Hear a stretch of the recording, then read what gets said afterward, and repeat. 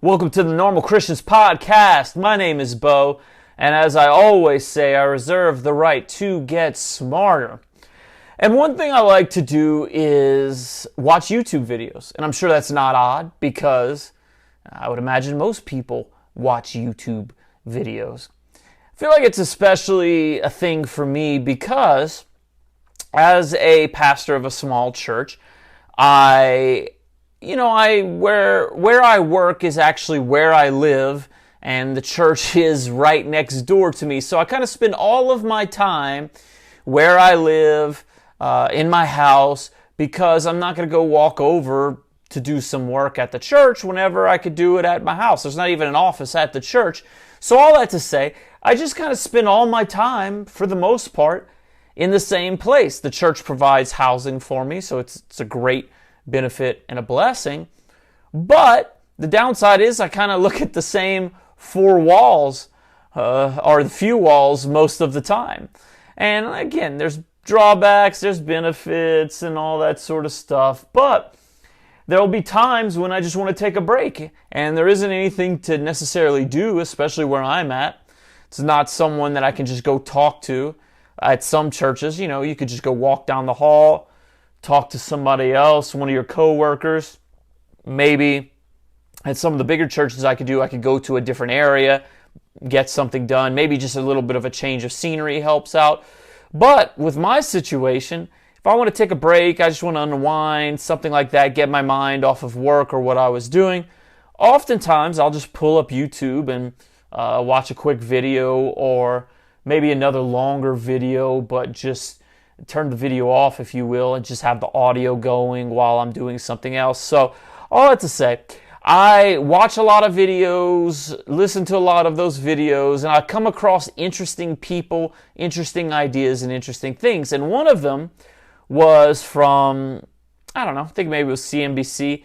It was just a short video. I don't even know if it was 2 minutes long, but they were interviewing a guy named Brian Wong, and he is a 26-year-old self-made millionaire. And that is an impressive statement as I say that.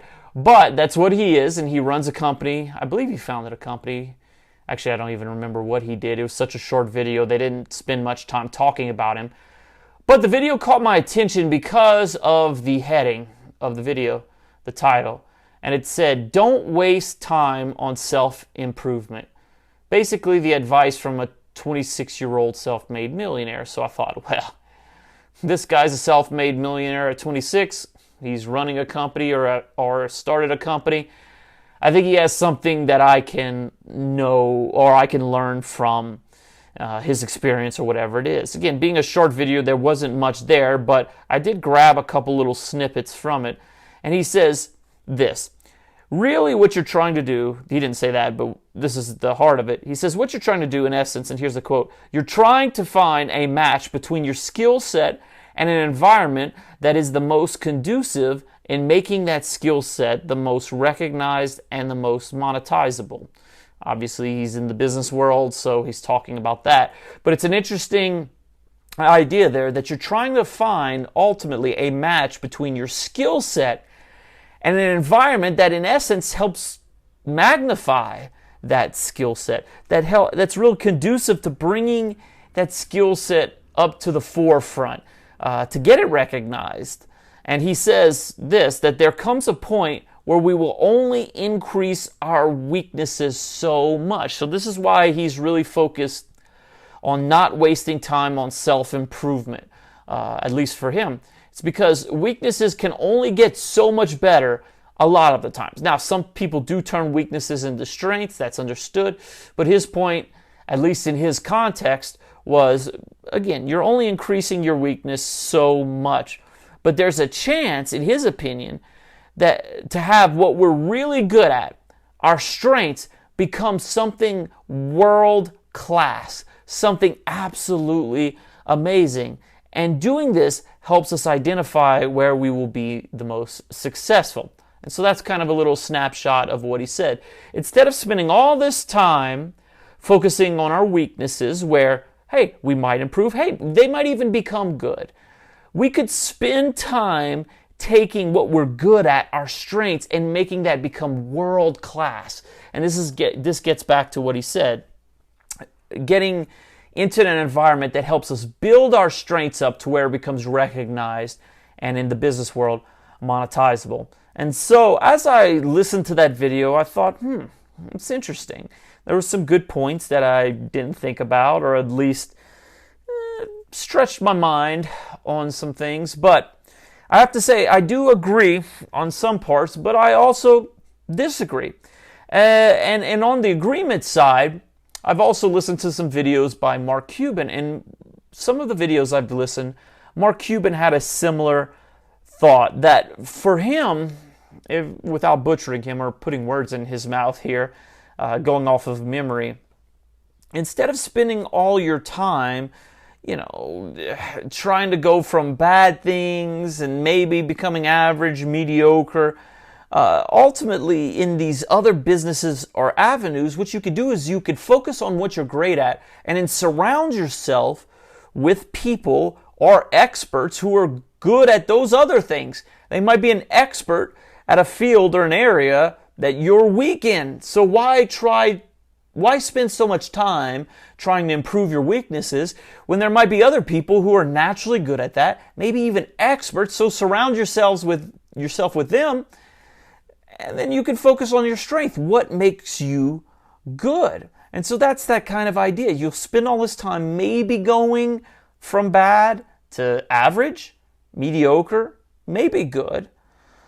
But instead, you could spend that time focusing on going from something you're naturally good at to maybe being great, maybe being amazing at it, world class, if I was to quote Brian from the video.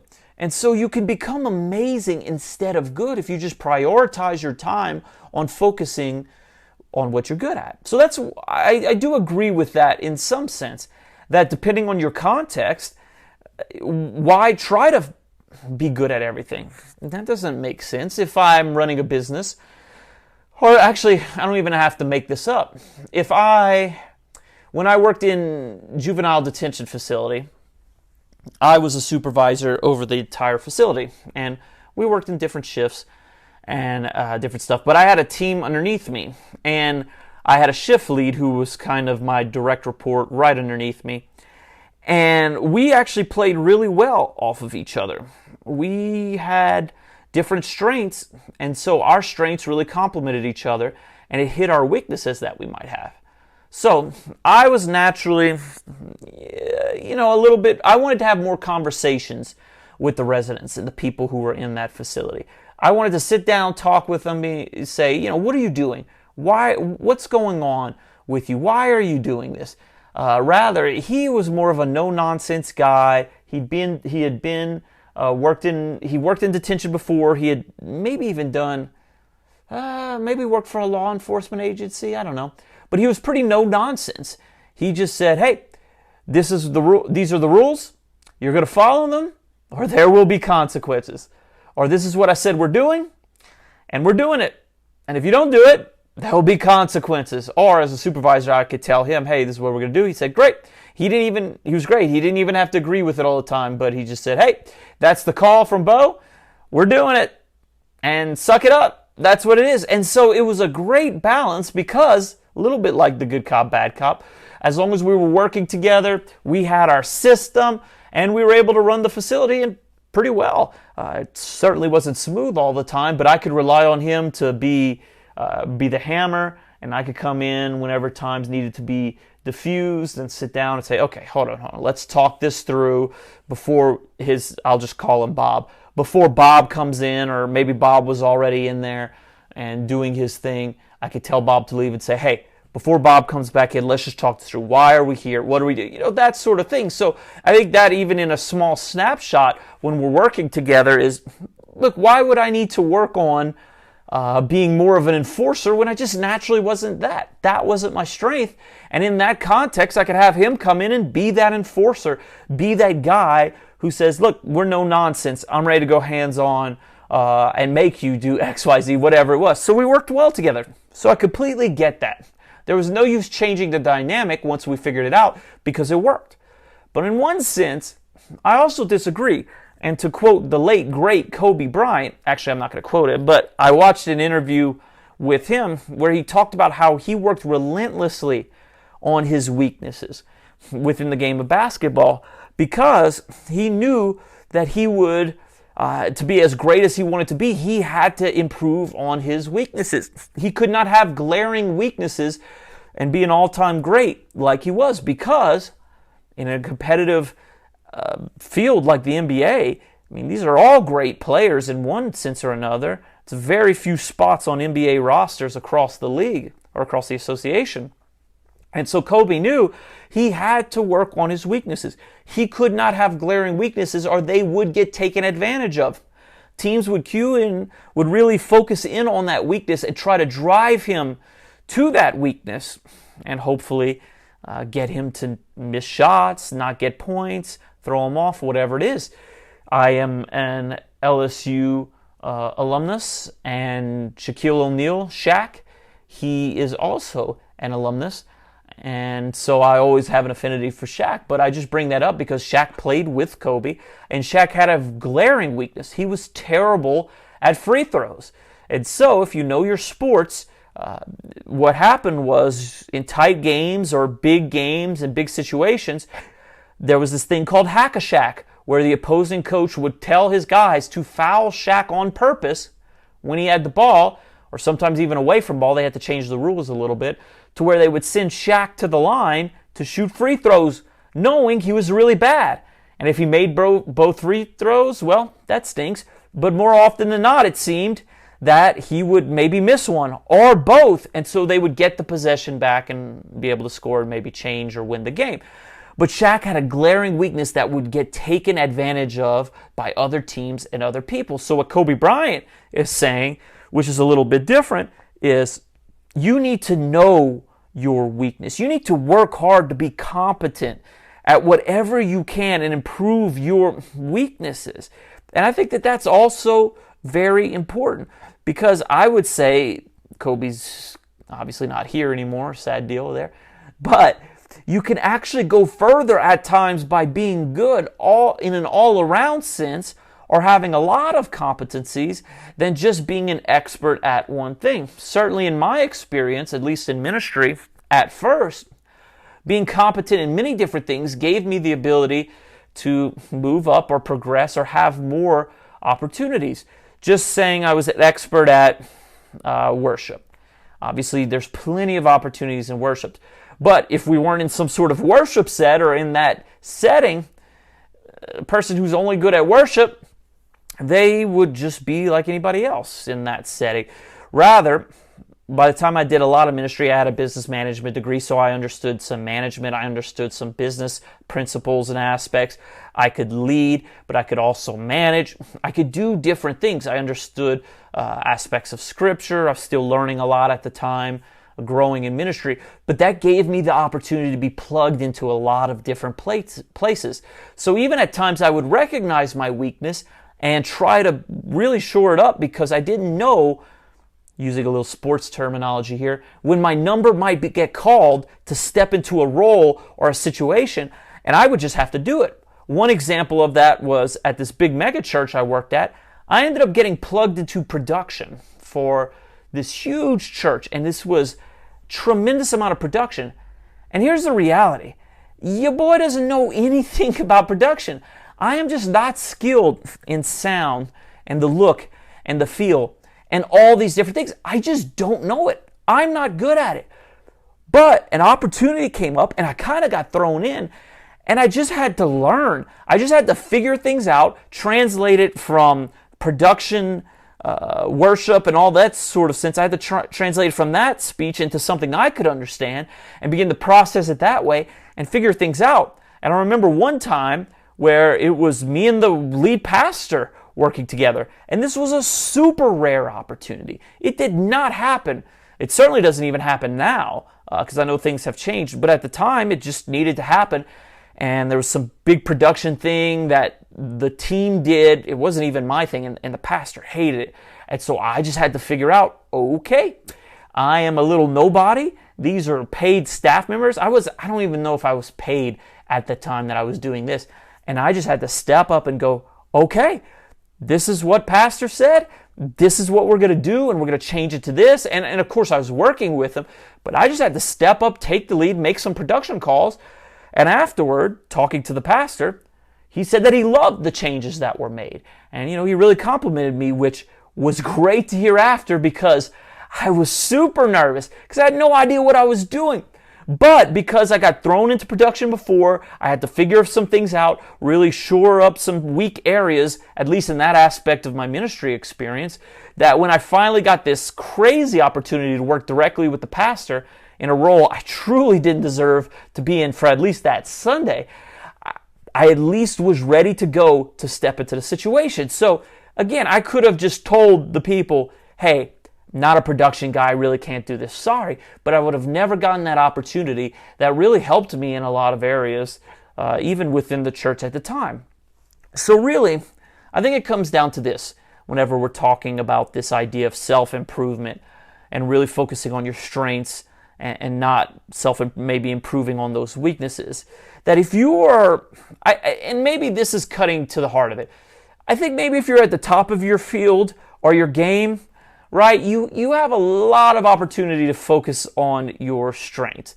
If you're this 26-year-old who's carved out clearly a career for himself already, he's found his niche, he has his team, he's at the top of his game, great.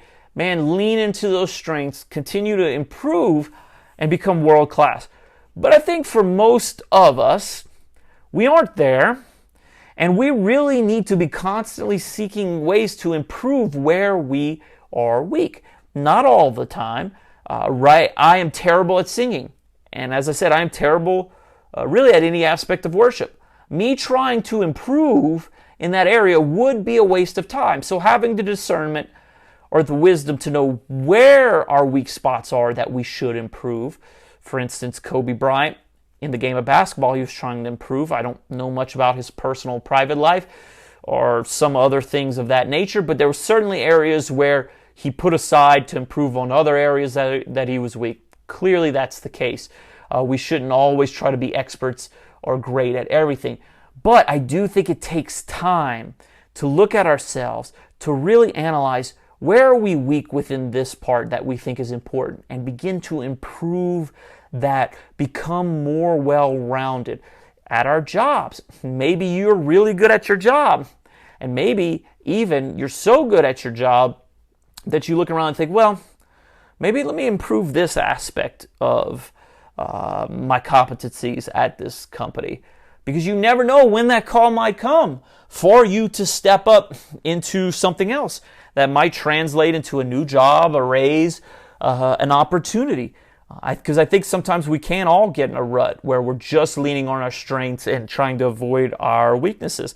So, of course, if you're at the top of your game, you're running some big things, sure, I'm sure you get to lean into your strengths, spend your time there. But for most of us, there definitely needs to be some aspect of self-improvement, in my opinion, right? We're not going to try everything. We're not going to seek to be great at everything. But it doesn't mean that whatever our context is, we can't take time to assess how we can improve in some way or another. Taking time to really focus on where we're weak and carving out a little time to see, okay, what can I do to improve on this, on that, do this, do that. In my current context as a pastor, I'm good at some things, but I'm certainly weak at others, even within that just that one pastoral context. And it's very tempting, listen to me, it's very tempting to avoid doing the things I'm not very good at or that I really don't enjoy.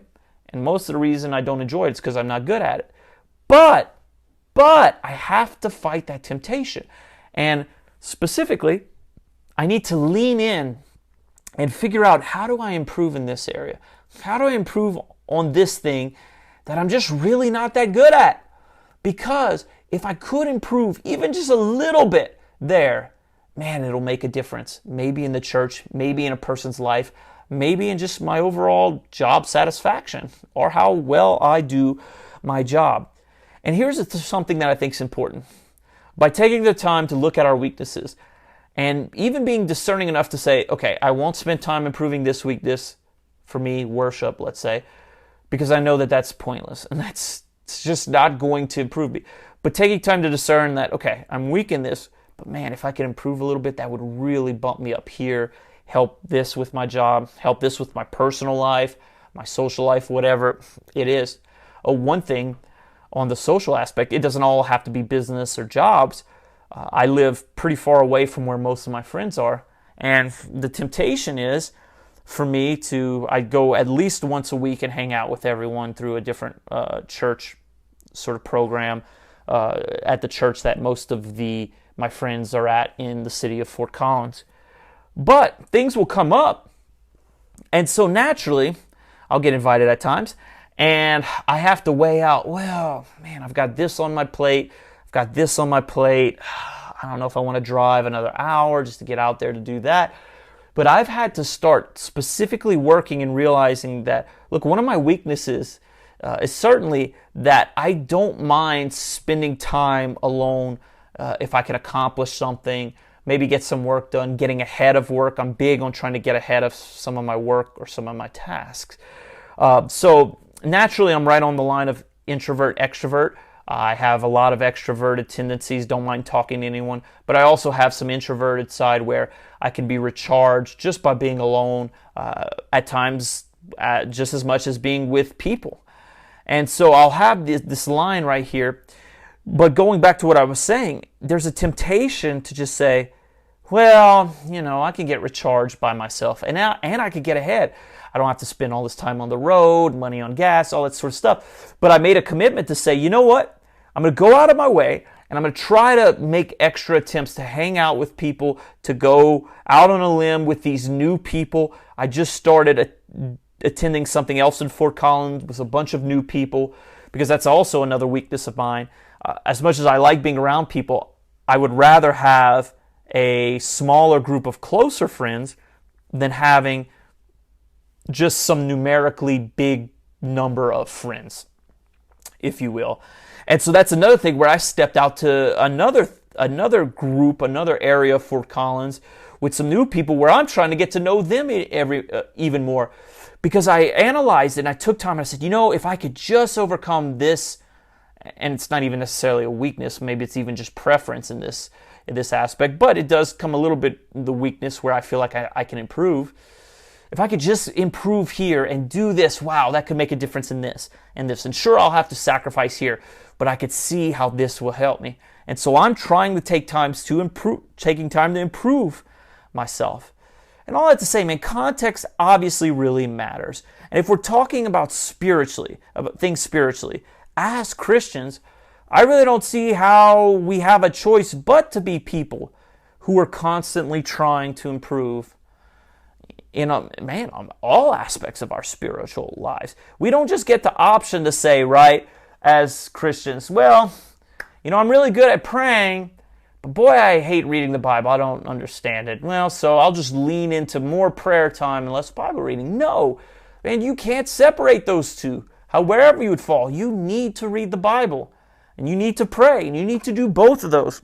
Or maybe within a church context, maybe you're going, I'm great at serving within the church, but I don't know if I'm good at witnessing to people, my friends or family. So, you know what? I'll never talk to my friends or family about God and Christian stuff, but I'll just serve in the church and I'm sure God will be happy. Of course, that's not it. You need to be witnessing.